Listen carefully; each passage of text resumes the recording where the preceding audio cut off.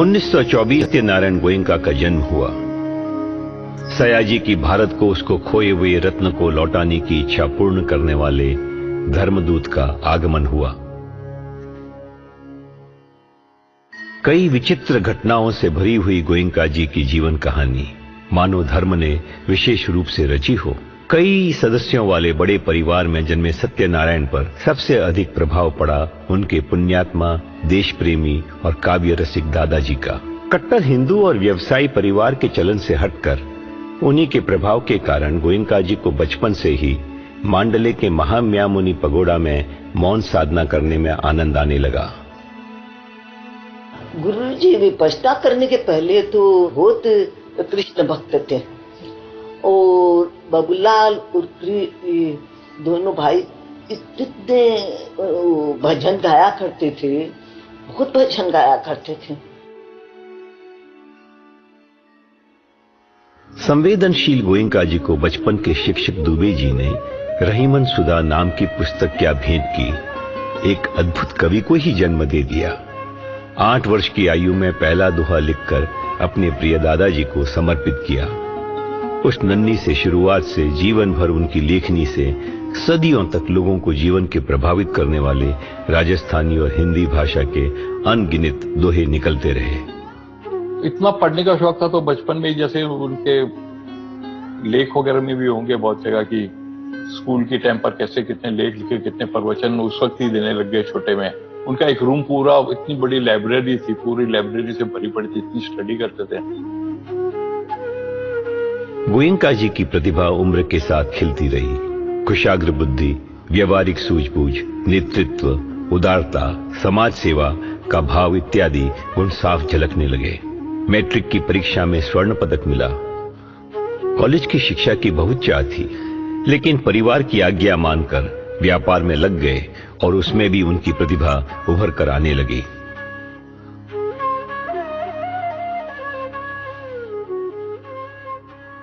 Japan के आक्रमण के कारण देश छोड़कर जाना पड़ा, लेकिन वापस आकर उसी उत्साह और चतुराई से व्यापार में बड़ी सफलता पाई। साथ में समाज सेवा में भी चमके और शीघ्र ही वहां के भारतीयों के नेता चुने गए। अन्य संस्थाओं ने भी उनको अपना अगुवा बनाया। बढ़ती संपन्नता और सफलता अपने साथ कष्टदायी माइग्रेन की बीमारी या कह लें जीवन के प्रथम आर्य सत्य दुख को भी लेकर आई। As I grew, at a very young age, I was successful in business, successful in society. So, lot of tension because of ego. Well, I am now such a successful person. And the migraine started coming with more frequency. Every 15 days, there is the attack, and very severe attack. अनायासी 1954 में वे धर्म के संपर्क में आए। उन्हें छठी संगीति में भोजन व्यवस्था का मौका मिला। अगले ही वर्ष एक मित्र के सुझाव पर अपने मन से जुड़े रोग से राहत की संभावना के बारे में जानकर वे पहुंच गए सयाजी उबाखिन के द्वार पर। So I went to my teacher, Sayaji Ubakhin, discussed with him, and I told him I have come because U Chantun has sent me to you to get rid of migraine. He said, no, I won't take you. Go to some doctor. This is not the hospital. And then very compassionately explains me that you are devaluing Dhamma. Look, the Dhamma is to make you liberated from all sorts of misery, not just this migraine. Coming out of migraine is a very small thing for the technique for which you will be taught. This is a byproduct only. Once you get this technique properly practiced, migraine will go away. But don't come with the aim of curing your migraine. I said, all right, I won't come for migraine. Forget migraine. But if you can give me a technique which will purify my mind, certainly I will come. And I went there. Goenka जी ने अपना प्रथम शिविर सितंबर 1 और 11, 1955 के बीच संपन्न किया।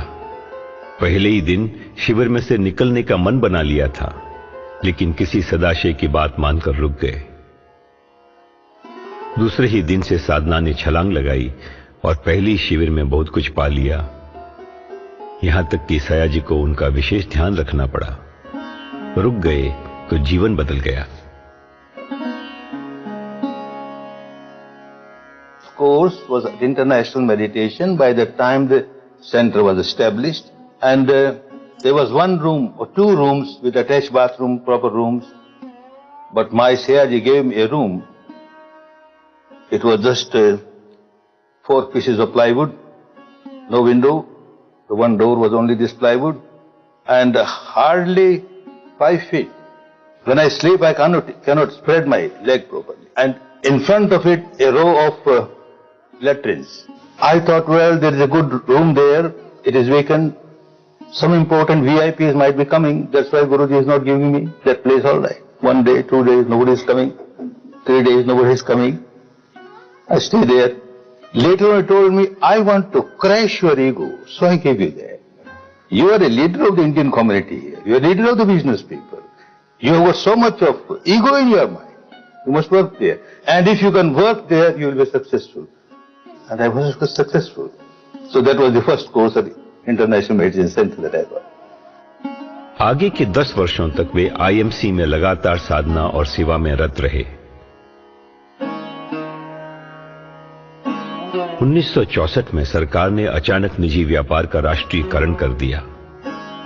बहुत कुछ छिन गया।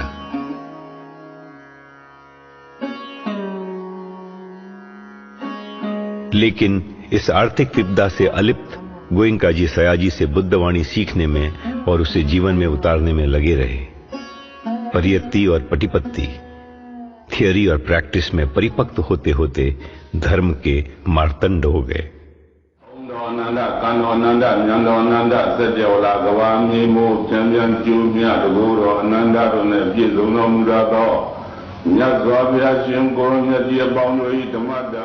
बिना बताए ही सयाजी गोयनका जी को धर्म की बड़ी जिम्मेदारी के लिए घड़ रहे थे। विपश्यना को न केवल भारत में बल्कि विश्व भर में फैलाने की जिम्मेदारी।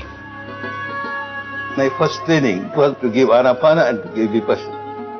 Then suddenly Sayaji says that, Goenka, why we give courses only here in Rangoon? I would like to give course in up country somewhere. Can you arrange? Yes, sir, we can arrange. So a course was given in Mandal. Evening discourse. Sayaji makes me, there's a cot there, sleeping cot, and that becomes our Dhamma seat. Sayaji sitting and I am myself sitting. In the evening, Sayaji said, now you give the Dhamma talk. You can speak, all right, you speak. After 10-15 minutes again, he will prompt me. Now Vishaka, and I have to speak something about Vishaka. Anath Pindak, I have to speak something.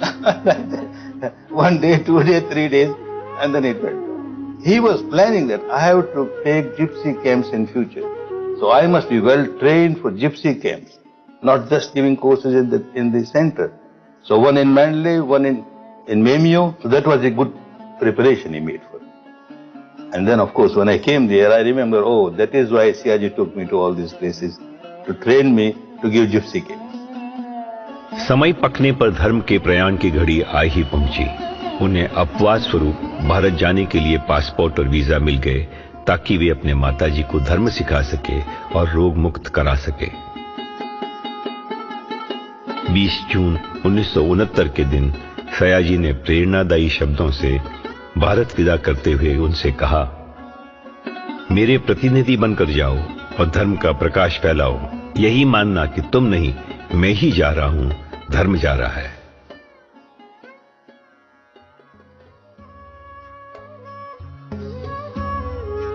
Myanmar की जिस प्राचीन मान्यता के आधार पर महान धर्म संपदा को सहेज कर रखा था कि बुद्ध के 2500 वर्ष पश्चात धर्म पुनः जागृत होगा और जोरों से फैलेगा, वह पूरी होने जा रही थी। शुद्ध धर्म की गंगा पुनः प्रवाहित होगी। बहुजन हिताय, बहुजन सुखाय।